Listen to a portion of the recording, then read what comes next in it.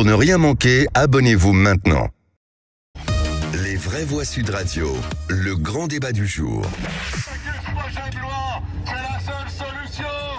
Sous pression, sans doute comme jamais dans son histoire, le Conseil constitutionnel, ultime arbitre de la République, fait l'objet de bien des attentes. Je préférerais que le Conseil constitutionnel censure cette loi. Même s'il retoque une partie, mais au moins retirer cet âge légal là, de 64 ans. J'espère qu'il acceptera le référendum d'initiative partagée, parce que la loi, une fois qu'elle est passée, elle est passée. Par contre, je pense que la rue doit se mobiliser pour que ce référendum ait lieu. 2 membres du Conseil constitutionnel sont d'anciens ministres d'Emmanuel Macron.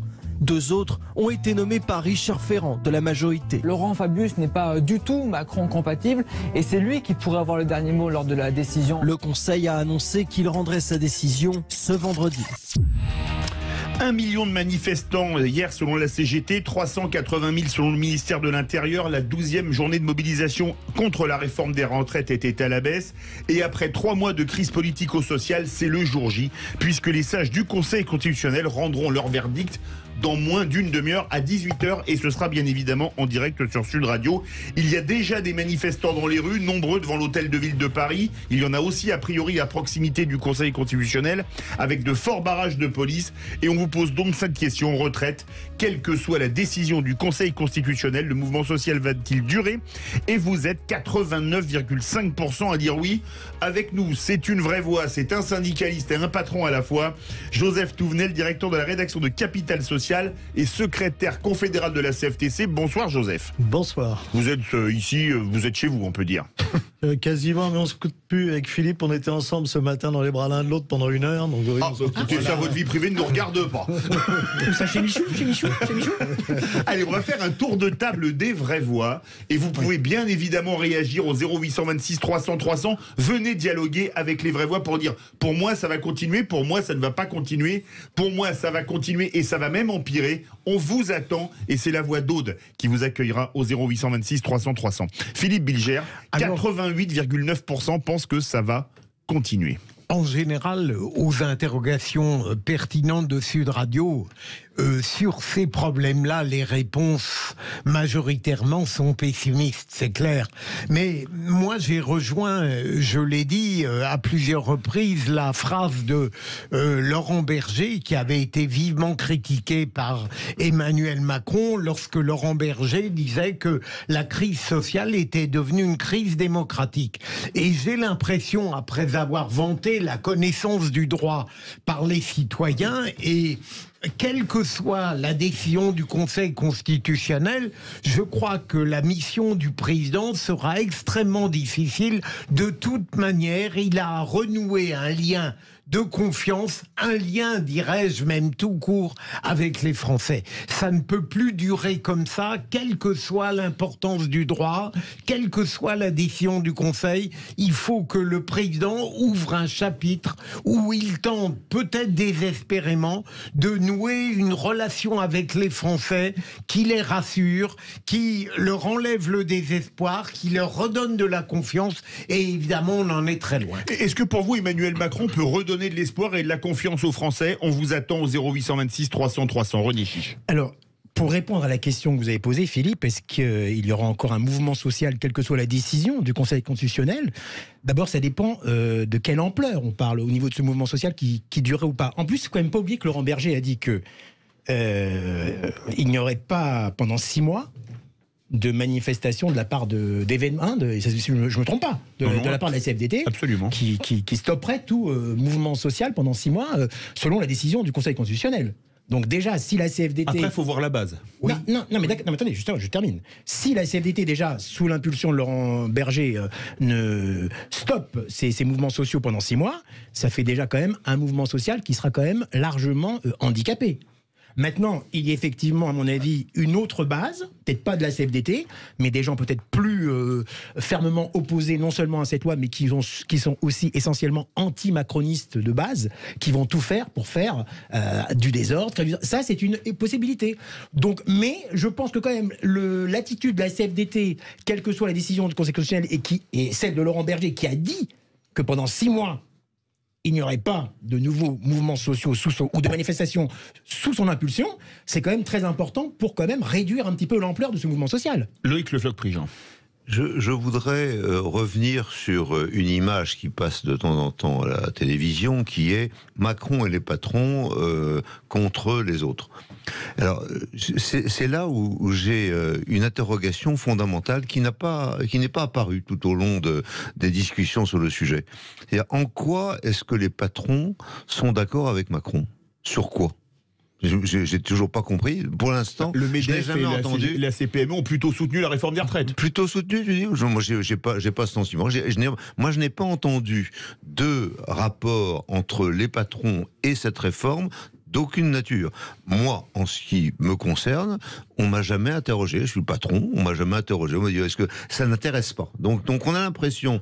Et le patron que je suis se trouve, si jamais les gens sont en grève, avec non pas des gens qui sont en grève contre moi, comme en général contre un patron, mais contre l'État. Et je suis là, je dis, alors vous faites grève, très bien, parfait. Pourquoi ? Vous voulez quelque chose ? Ah non, je veux rien, c'est l'État qui doit faire. C'est complètement fou. La situation actuelle est complètement folle parce qu'effectivement, les patrons ne se sont pas exprimés. Alors, je sais qu'à l'intérieur des mouvements patronaux, et je suis un membre d'un mouvement patronal qui s'appelle Éthique, j'ai un certain nombre de positions qui ne sont pas les positions de Macron, qui ne sont pas non plus les positions des syndicats. Donc, je veux dire, moi, pour l'instant, en tant que patron, on m'a jamais demandé mon point de vue et je suis capable de le dire et de le développer, mais on m'a jamais demandé mon point de vue. Que vous êtes patron, venez nous donner votre point de vue pour le confronter aux vraies voix. Joseph Touvenel, pour faire le juge de paix de vos trois confrères vraies voix. Je peux pas me permettre de faire le juge de paix, mais je rejoins Loïc Lefebvre-Prigent. C'est quand même curieux que la partie patronale ait été une grande absence sur ce débat qui concerne en premier chef les entreprises. Surtout qu'on aurait pu dire tout simplement, c'est quand même curieux, le système des retraites, il faut qu'il évolue, mais du côté du privé, il est à l'équilibre, il y a 78 milliards de réserves. Patron État, occupez-vous de votre déficit et laissez-nous gérer dans notre coin ce qu'on gère pas si mal. Pour la question de savoir comment ça va continuer, ça continuera. Sous quelle forme, je ne sais pas, parce que la décision qui va être prise là ce soir, ça ne sera pas le texte est retoqué. Une partie du texte sera certainement retoquée. Déjà, je voudrais vous poser une question. Rendre une décision un vendredi à 18h, une veille de week-end, est-ce que c'est pas quand même un peu fort de café, vous me passerez l'expression, pour miser que bon, les gens seront en week-end, il n'y aura pas de manif? On va dire que c'est bien joué. Oui. Voilà, c'est pas. On verra si ça marche. Sur le fond, il y a une décision très importante, c'est référendum ou pas référendum. Si le Conseil constitutionnel dit référendum d'initiative partagée, c'est non. C'est du 49.3 puissance 10. Les gens comprendront pas. Absolument.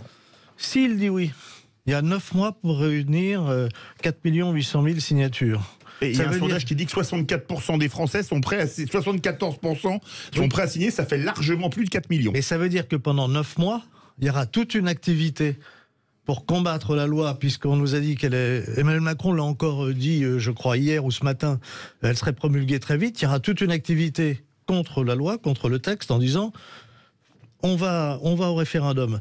Et puis, il y a une partie non négligeable et fort condamnable, c'est l'agitation de l'extrême gauche, l'espèce de guérilla urbaine qu'ils ont commencé, qui continueront sûrement, malheureusement, et ils vont profiter et surfer sur le mécontentement. Et je suis d'accord avec Philippe, et ce qui a été dit, René aussi on a un peu parlé.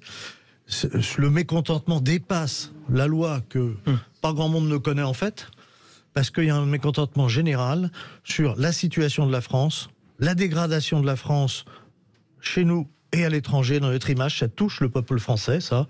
Les problèmes de fin de mois, avec l'énergie de plus en plus chère, Loïc Lefebvre-Prigent en parlerait mieux que moi, mais enfin on nous a mis dans le mur de façon considérable, et tout ça fait un amalgame qui fait que socialement, à mon sens, ça va malheureusement continuer. Joseph, le problème, c'est que il faut à un moment qu'on n'aggrave pas la situation. C'est-à-dire que d'un côté, nous avons tenu bon dans les entreprises, comme vous l'avez très bien dit. Cette réforme a été essentiellement une réforme pour le public et les entreprises publiques.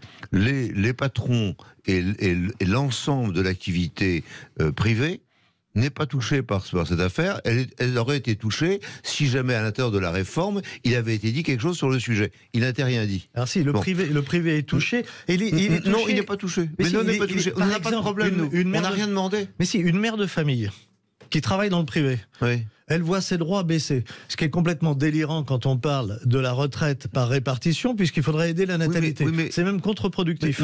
Mais nous n'avons pas eu de problème dans l'industrie privée à l'égard de l'ensemble de nos salariés concernant ce sujet. C'est-à-dire qu'il n'est pas remonté à l'intérieur des sociétés de 85% de l'industrie, aujourd'hui, n'a pas été touché par ça. Les gens ne se sont pas dit, il faudrait faire ci, il faudrait faire ça, il faudrait, monsieur le patron, que vous alliez voir le gouvernement. Rien, il n'y a rien eu. C'est un sujet, parce que le problème de la retraite est un sujet qui est aujourd'hui traité avec les annuités et qui ne se pose pas chez nous. Alors, il se pose peut-être chez les fonctionnaires, il se pose peut-être à la SNCF, il se pose peut-être à l'EDF, chez nous, il ne se pose pas. Voilà, c'est ça que je suis en train de vous dire. Vous avez raison, et ça rejoint aussi le mécontentement, c'est le mensonge.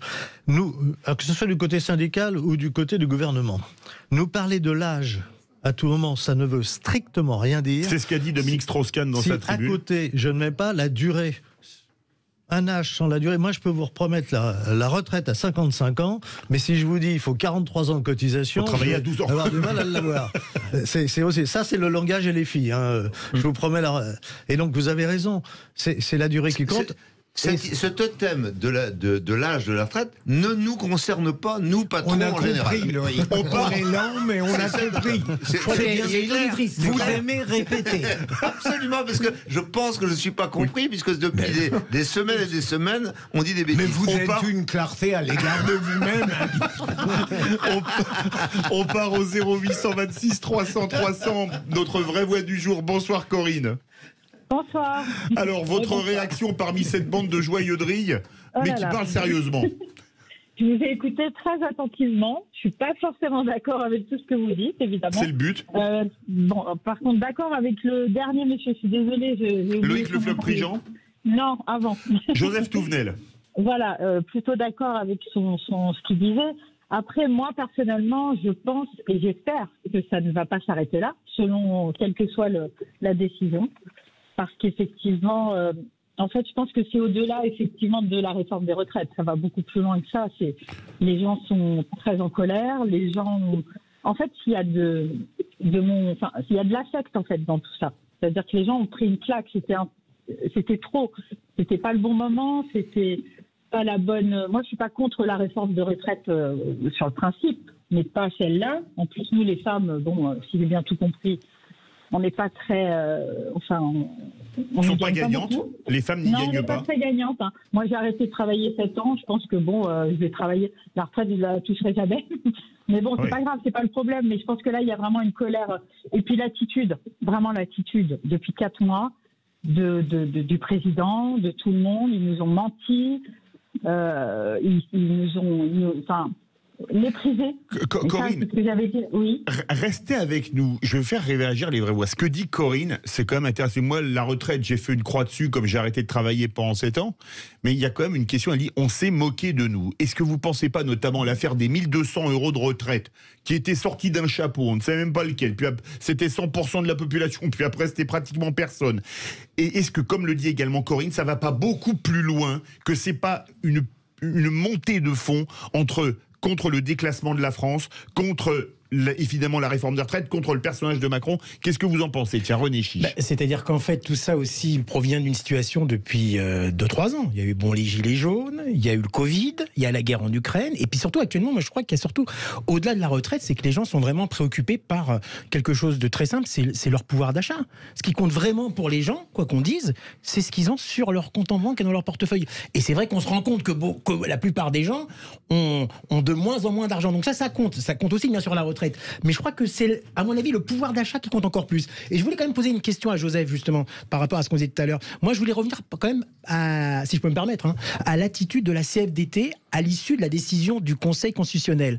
Parce que si Laurent Berger met en pratique ce qu'il a dit, c'est-à-dire un petit peu stopper son implication dans l'intersyndicale, est-ce que vous ne pensez pas, comme je le pense moi, peut-être que je me trompe, parce que vous êtes quand même plus spécialiste que moi, même si je connais un petit peu quand même, mais est-ce que vous ne pensez pas que quand même le mouvement social, parce que c'est quand même la question du dossier, va quand même être moins important, et même s'il y aura quelques éléments qui vont bien sûr perturber, est-ce que quand même la CFDT a un rôle quand même important dans cette intersyndicale? Qu'est-ce que vous en pensez? Joseph Touvenel, vous avez le temps de la pub pour réfléchir à votre réponse, ça va? Eh bien c'est parti, on se retrouve tout de suite. Édition spéciale. Les vraies voix Sud Radio, 17h-20h, Philippe David.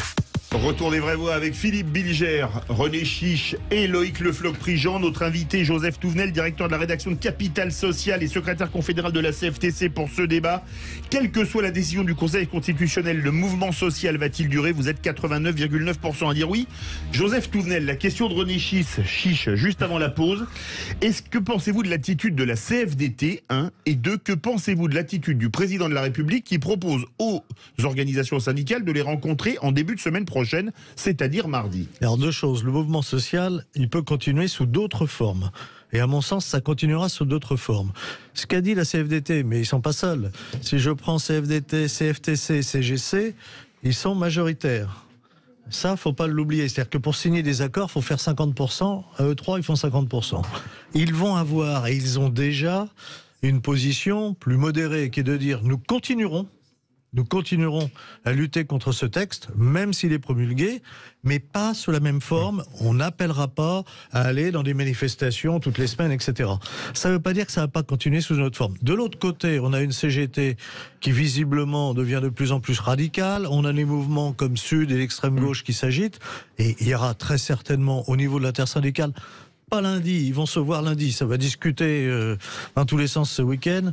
Je pense pas que ça te lâche lundi, mais à un moment donné, les uns vont continuer à occuper le terrain, à bloquer les trains, à bloquer les routes, faire toutes ces facéties qui ne rendent service, à mon sens, à personne, parce que tout le monde en souffre, à commencer par les salariés, les entreprises, l'économie, donc c'est pas une bonne idée.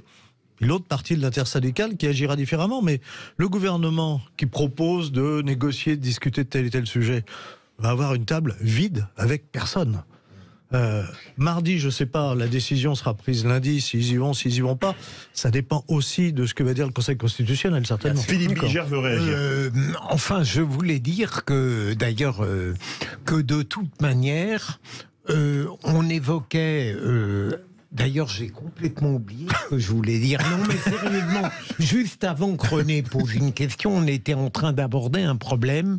Je voulais dire, il ne faut pas sous-estimer tout de même le fait que Laurent Berger, vous l'avez dit René, a une influence considérable dans l'intersyndicale, même avec les autres syndicats modérés, si j'ose dire, et que, en réalité, c'est lui qui va continuer à donner le là, en quelque sorte, et il a dit je prendrai acte de la décision du Conseil, et donc le délai de décence, est-ce que c'est en effet arrêter les manifestations ou si simplement un temps de temporisation avant d'accepter d'aller dialoguer avec il a dit que c'était arrêter les manifestations, voilà, mais il n'a pas dit que c'était reprendre le dialogue avec le gouvernement, et il n'a pas dit que c'était arrêter toute revendication sociale. Mais arrêter les manifestations pendant au moins 6 mois, il a dit. Voilà. C'est ça. Hein. Et en fait, je voulais dire, vous avez noté que, imaginons que le référendum d'initiative partagée soit un succès, il n'annule pas la loi. Alors, avant de donner la parole à Loïc Le Floch-Prigent, une info qui tombe à l'instant, l'entourage du président a annoncé que si le Conseil valide le texte de la réforme des retraites, elle sera promulguée dans les jours suivants, c'est-à-dire samedi, dimanche ou lundi. Là, ça irait vraiment un rythme de concorde. Enfin, pas de concorde sociale, mais de concorde l'avion. Loïc Le Floch-Prigent. Donc, on est en train de parler des entreprises et de ce qui se passe. Et ce qui se passe au niveau syndical et de la colère générale. Alors, la première chose, c'est que si jamais, effectivement, l'inflation est allée plus vite que les augmentations de salaire, ce que tout le monde peut considérer, et que les patrons considèrent, c'est pas la peine de raconter de bêtises, on sait bien que nous ne faisons pas ce qu'il faut pour que les salaires aillent aussi vite que l'inflation. Et on ne peut pas pour des tas de raisons, en particulier parce que nous ne sommes plus compétitifs à cause de l'ambiance générale en France, et par ailleurs à cause du prix de l'électricité, du prix de l'énergie, qui nous a mis dans le lac, alors que c'est une responsabilité gouvernementale et non pas la responsabilité de notre part. Donc nous sommes dans une situation difficile. Par conséquent, si jamais aujourd'hui on a, ou demain, on a une difficulté importante parce que les choses continuent, nous, il va falloir, en tant que patron, on ne sera pas forcément d'accord, tous les patrons. Je ne suis pas forcément d'accord avec les patrons du public dans la matière. Et il va falloir qu'on se mette dans le jeu et qu'on dise, bon, est-ce que vous voulez qu'on arrive ensemble à augmenter les salaires et augmenter le niveau de vie, ou est-ce que vous voulez qu'on régresse parce qu'on est en régression aujourd'hui, parce que nous ne sommes pas compétitifs et par conséquent nous ne pouvons pas augmenter vos salaires. C'est ça la réalité. Je ne comprends pas pourquoi vous nous parlez, et sans rire, des patrons en permanence. C'est de la France qu'il s'agit. Oui, mais il se trouve que dans le dispositif tel qu'il est, il y a d'un côté le gouvernement et de l'autre côté les syndicats, les partenaires sociaux. Et dans les partenaires sociaux, il y a les patrons qui n'ont pas ouvert la bouche et qui ne sont pas concernés depuis le départ par cette réforme, qui n'ont pas exprimé ce qu'ils étaient. Si vous connaissez les uns et les autres ma position sur les retraites, ou la position d'un certain nombre de mes copains, vous pourrez me le dire. Mais moi, il se trouve qu'on ne nous a jamais rien demandé en la matière. Et par conséquent, à un moment, il va falloir qu'on rentre dans le jeu, et si jamais nous ne rentrons pas dans le jeu, effectivement, nous serons en difficulté. Le mot de la fin en 10 secondes. Il y aura une très grosse manifestation le 1er mai. Oui. Qui réunira tout le monde certainement. C'est dans 2 week-ends. 2. Loïc Lefranc-Prigent vient de mettre le doigt sur quelque chose qui est le problème français, mais il n'y a pas que ça. Imaginez ce qui se passe sur le dollar et ce qui se passe au niveau financier. On a vu l'écroulement d'un certain nombre de banques, et ça peut avoir un retentissement sur l'économie française et sur nos picaillons, tout bêtement. Et ça, c'est des éléments qu'on ne contrôle pas et qui peuvent en rajouter dans le désordre que l'on connaît, et il ne faut pas le négliger. Une alerte info qui tombe à l'instant, qu'on est en train de cliquer, ça tombe vraiment à la seconde. Retraite, le Conseil constitutionnel rejette 6 dispositions dont l'index senior. On se retrouve tout de suite pour le journal et on va décrypter en priorité au direct. On se retrouve tout de suite. Merci Joseph Touvenel.